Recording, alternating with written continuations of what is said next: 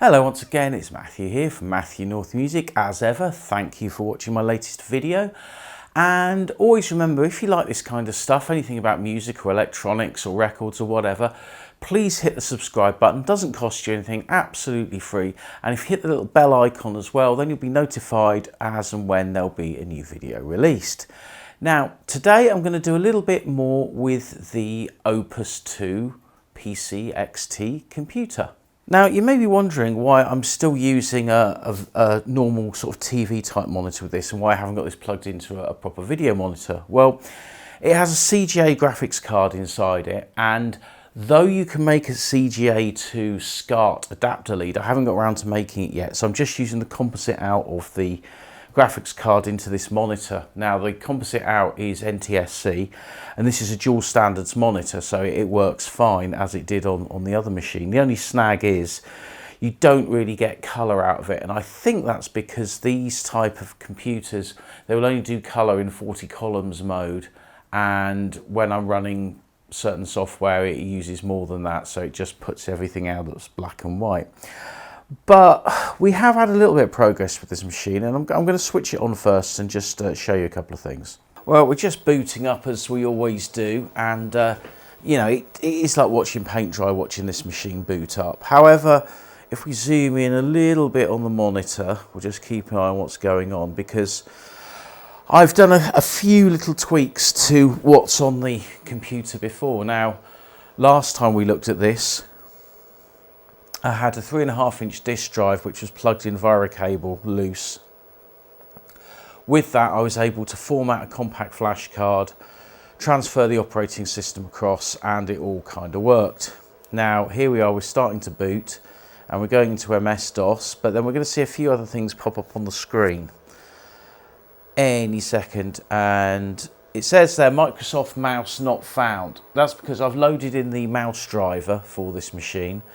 Now, I haven't got a 9-pin to 25-pin adapter, so I need to make one of those up or buy one so I can use a serial mouse.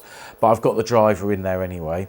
And the other thing you can see here is it's talking about Creative Vibra plug-and-play sound card. Now, I'm going to talk about this later in the video, but as a spoiler alert, this computer now has a sound card inside it. But the first thing I want to do is I want to permanently fit my 3.5-inch floppy disk into this slot here. This then is the drive that I have been using, which I have already fitted into a 5.25-inch caddy.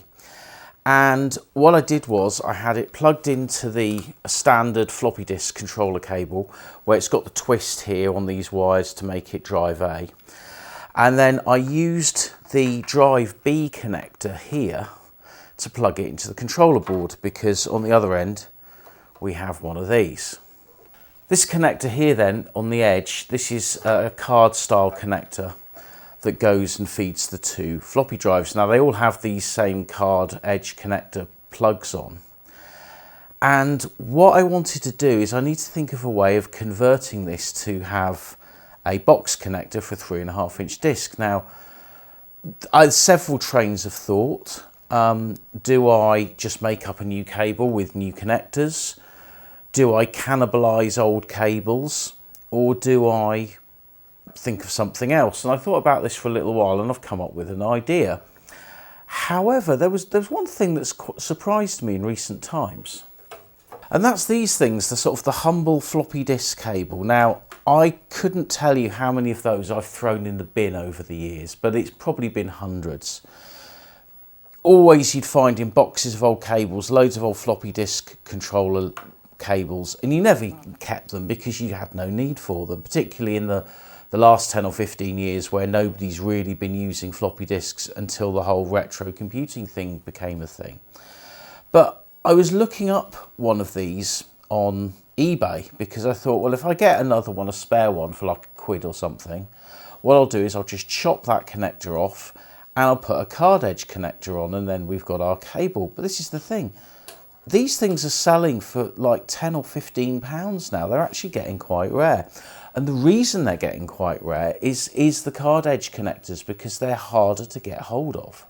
Using my Sister to Mercy mouse map as a background, then we will demonstrate. Now, I did have one card edge connector left.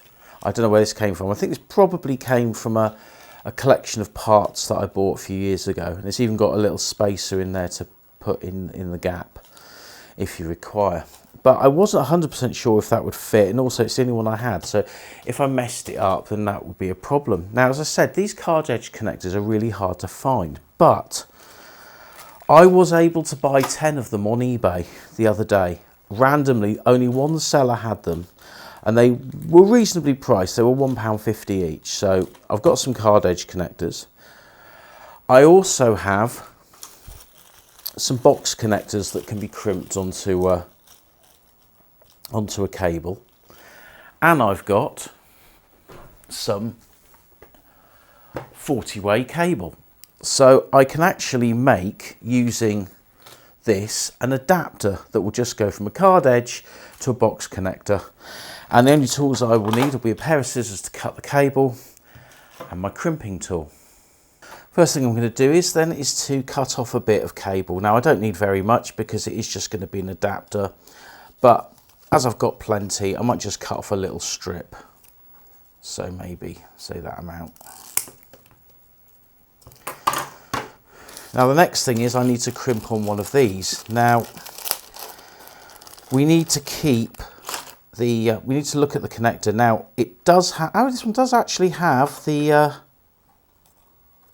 little notch in there, which is brilliant. So this will have to go at the top because the top is where the notch is.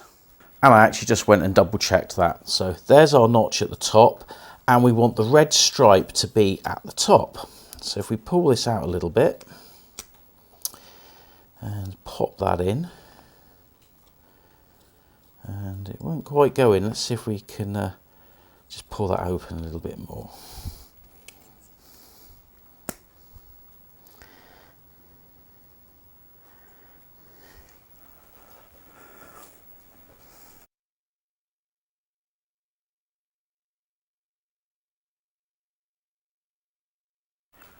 I think actually we have to unclip this with a screwdriver. Yeah, there we go.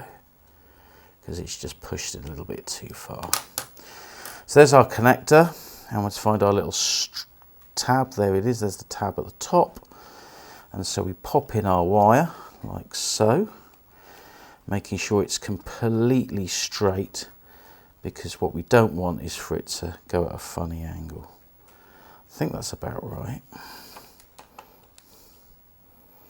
And then we just want our crimping tool. Now, I need to turn this around. It's got two sides. That's for a box thing, that's for a cable, card edge connector. And then, oh, it's just popped out. Always happens with these things that the cable just pops out. So I'm going to pop that in loose for a second. Then slide that into the tool.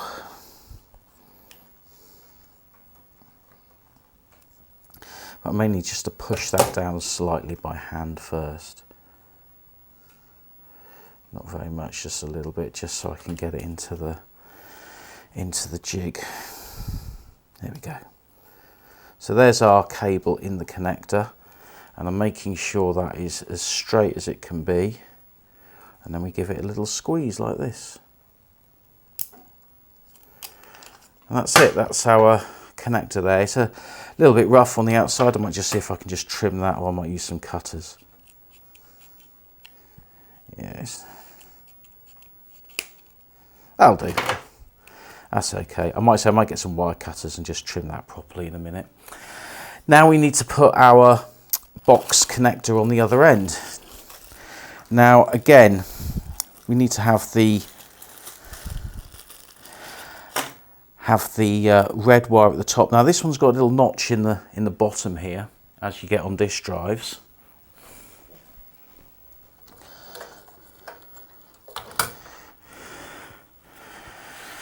However, this cable here doesn't actually have any notches on, so it's not actually as important.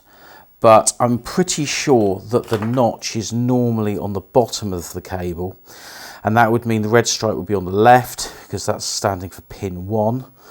And so I think if I put this in like this, then we're still keeping our red wire at the top. As we do here, you can just see the red wire's faded, and that will push in there, and then we'll all be correct. So what I have to do here now is then swap this over. Then we'll pop our box into the vise, or the jaws. Again, like the first one, I'll just give it a little gentle push first, just so nothing slips out. And will that fit? Now that won't actually fit. I might need to just swap that around again, because the box is actually wider. Again, it doesn't fit in perfectly snug, but again, we can see our little jig there, and we give that a squeeze. And yeah, that is our adapter cable made up. So what we can do now is we can install the floppy disk with its cables, plug this in and see if it works.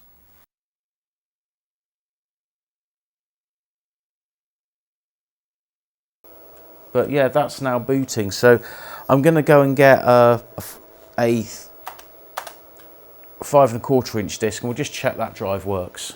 This then is the utilities disc for this computer, and I did copy that onto a compact flash the other day. So if I just go dir B drive, and yeah, it's working. So we now have both drives working. Interestingly, it was really weird what happened then, but no, everything's now working on this system. The next bit of this video was me talking about how I got the sound card to work in this machine. Now, it did ramble on a bit, but in essence, I just went to the DOS Days website and followed a tutorial. So I've put a link to that tutorial in the description of the video. It's really easy. It's literally one line that you add to the autoexec.bat file, and you also have to download a little exe program that somebody's designed off the Vogon website, which kind of makes these cards work under DOS, which is really brilliant. Anyway, the link's in the description. I'm just rebooting this machine one more time, because what I was able to do was this.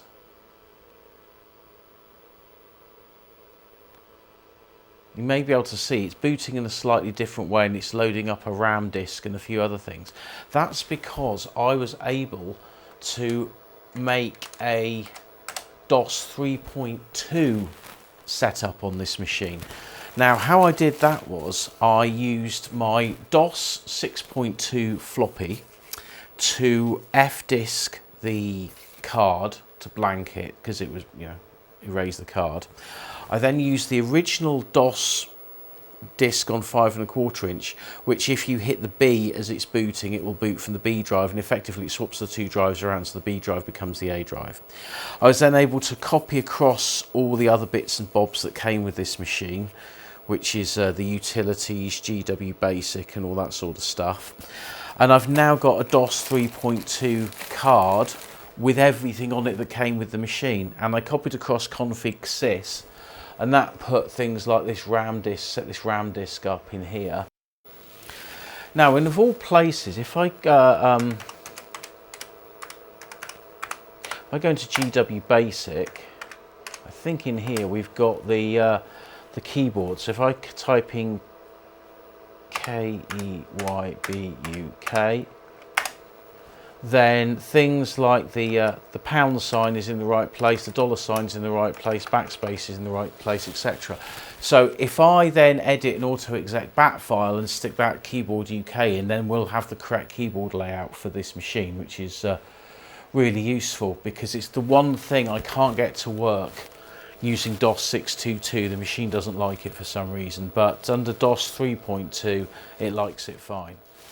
So what's the next thing then for this machine? Well, the top 5¼ inch drive and its cable and the blanking plate I've put in this anti-static bag for safekeeping, so that if I put this machine back to stock, all is good. We've got our 3½ inch drive in there now, and we now have our sound card in there working with Cakewalk Home Studio. Now, what I'd like to have is some form of colour graphics coming out of this. And I guess it's going to be one of two things. Either I can try and find some sort of VGA card to go in here, which will work, or I will make a CGA to SCART adapter cable, and then that might work. I mean, it's a shame that we can't get colour out of the composite, because this is a lovely sharp little monitor here, but sadly, even, you know, if you press the menu and you go to your colour system, you know, we're in auto at the moment, but if you want to go to NTSC, I mean, it's better in NTSC actually. So we can come up with the menu. So slightly sharper in the NTSC mode, but again, there's just no colour to it, which is really annoying. Anyway, what I'm going to do now is I'll bid you farewell. Thank you for watching, and I will leave you with the Cakewalk for DOS demonstration tune as played by this machine.